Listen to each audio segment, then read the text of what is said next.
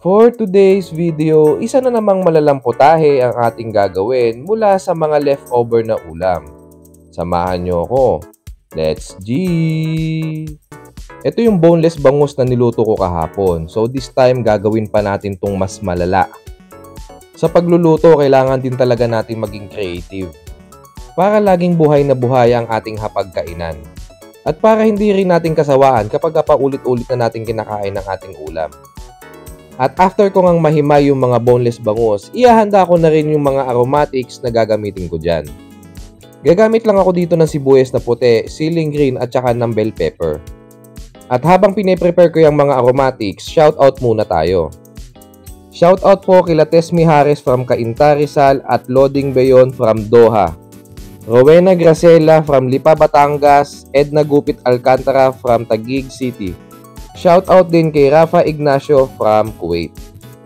Maraming salamat po sa inyo at sana patuloy nyo lang suportahan ang mga luto ni Epix. Mag-iingat po kayo lagi and God bless.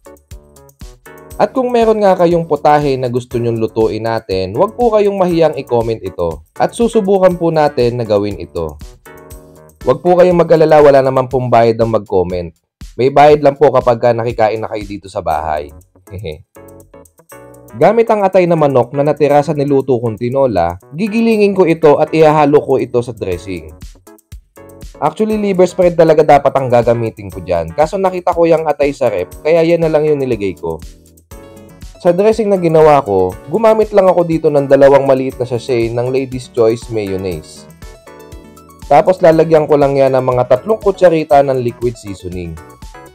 Tapos ihahalo ko na rin dyan yung giniling na atay. Isang atay lang din naman ang ginamit ko dyan mga ka-FT. Tapos titimplahan ko na yan ng 2 pirasong kalamansi. Maglalagay din ako dito ng paminta at saka ng asin. Tapos maglalagay lang din ako dito ng asukal pambalanse sa lasa. Sa paggawa ng dressing ng sisig mga ka-FT, kung ayaw nyong gumamit ng atay, pwede naman po kayong maglagay dyan ng liver spread. Pwede nyo din naman subukan yung atay ng baboy. Kayo nang bahala, depende sa trip nyo. Imekos lang maigi yan mga insan. Tapos gawin na natin yung sisig.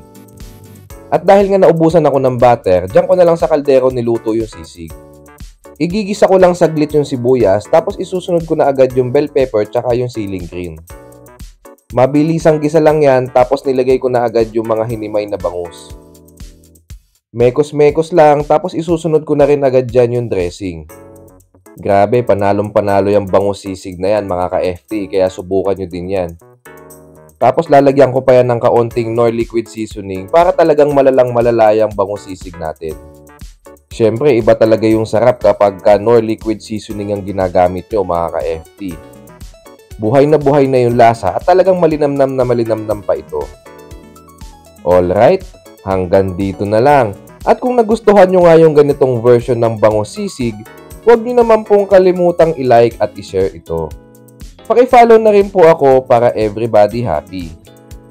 Ano pang hinihintay nyo? Tawagin na ang buong tropa at magluto na kayo nito. Alright, ilabas na ang bahaw. Bye-bye!